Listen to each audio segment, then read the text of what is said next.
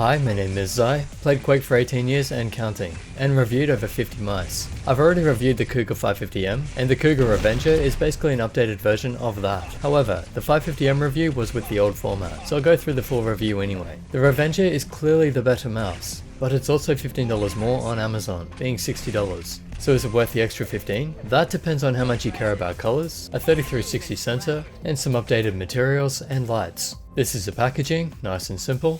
The cable is rubber that glides fairly well on the Cougar Speed 2 pad, and it's about 1.8 meters long. It's about 111 grams, which is lighter than the 550M by about 7 grams. Here's a quick tour of the mouse so you know what it looks like. It's an ergonomic design, 2 side buttons on the left only, slight thumb groove on the side with a slight vertical curve to assist with picking it up, but it does feel a little slippery at times. DPI indicators at the front and lights on the back. Again a slight curve on the right, and because it's a safe shape, it has plenty of room to position your fingers. They've put the cable on the left at the front, and it has 2 fangs or whatever you'd call them. They don't touch the pad unless the pad isn't flat, in which case they can scrape. I'm sure those will be removed on future designs.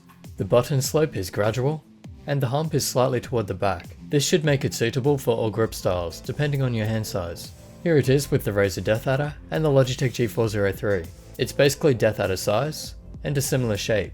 So it's a large mouse and therefore it's generally recommended for large hands. For measurements, the grip width is about 6 centimeters, and the base length is roughly 10.8, which is close but not quite the 2:1 ratio I usually go for. And the height is a very common 4 centimeters. One of the reasons that I like the 550M is the shape.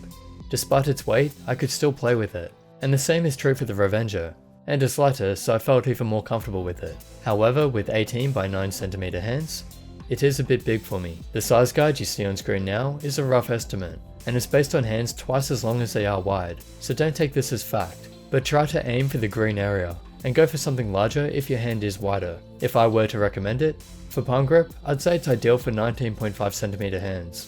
Claw grip, also 19.5, and fingertip grip, maybe 20 centimeters. Moving on to the buttons, here is a listen to the clicks.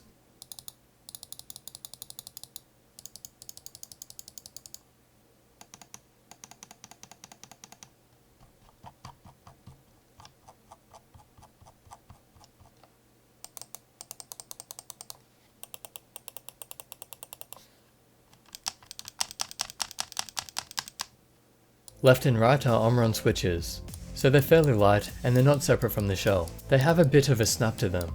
I think I'd rather a little softer, and some comfort grooves would be nice too, but they're good. Middle click is fairly tight, not easy to press in quickly, and the scroll wheel steps aren't too noticeable, so it's more suited to browsing. The side buttons have a good amount of travel, but they are a bit tight. And for the DPI switch, while we won't have any problems with accidental clicks, I think I prefer a standard button. For the latency testing, neither test is accurate, but it seems to perform well enough. According to the bomb test, it has a slight delay compared to the Logitech G900. Overall, it's a good performance from the buttons, and I think they'll be fine in FPS and MOBA. I would usually say the buttons might be a bit on the tight side, but the mouse is for larger hands, so I'm hoping that tightness will prevent the accidental clicks. Now to check the implementation of the 3360 optical sensor. I've already used it in game a lot, but yes, I can rocket jump easily with it. And I can't make it spin out. Even trying the tilt slam test, which causes most sensors to spin out, this one won't. In the sniper test, pixel by pixel at first, then speeding up, it's as smooth as you'd expect at each DPI level.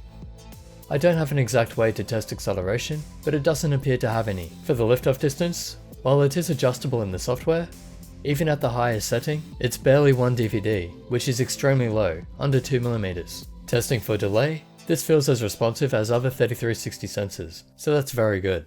I tested the 360, and it tracks about the same as other mice too.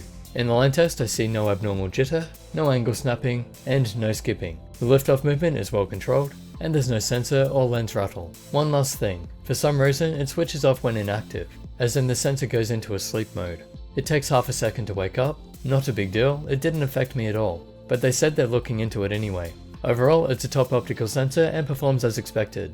And while there isn't much difference between it and the 3988, which is in the 550M, for anyone who has issues with the tilt slam or higher liftoff distance, the Revenger is the better mouse.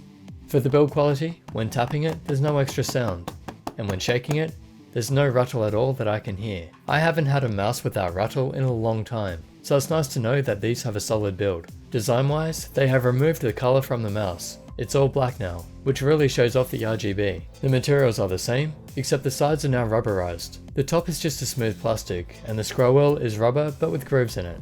On the base there are 3 large mouse feet, and they appear to glide smoothly. In the software, the DPI goes from 100 to 12,000, in steps of 100.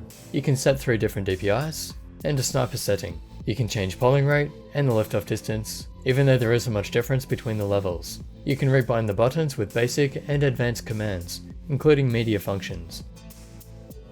And you can record macros, which also detects mouse buttons as well as keyboard commands. In lighting, you can set a few gradient modes, breathing, solid color, or off. The RGB is really impressive, as it shows a gradient while smoothly going through gradients. I don't know how they're doing that, but it looks amazing, and I hope to see it on more of their mice. In conclusion, despite its size, I can aim quite well with it, which I'd say is because of the shape. Everything seems quite good on it, so as long as you're comfortable with the weight, it should be a good choice. Whether or not it's worth the extra money over the Cougar 550M, I'll leave that up to you. I'd personally go for the Revenger though. For large hands, it should suit FPS, MOBA, and RTS. And while it could do with some improvements, I really like the direction Cougar is taking. The upgrades they've made have already shown that they're listening to the community. I can't wait to see what the future holds. For now, it's a solid mouse, but whether it can beat the competition is a whole other story. And that decision is also up to you. Hope that helps. Special thanks to Cougar for sending this out for review. Check the description for more information, including ways you can help support the channel. And as always, subscribe, share, like this video, and I'll catch you in the next.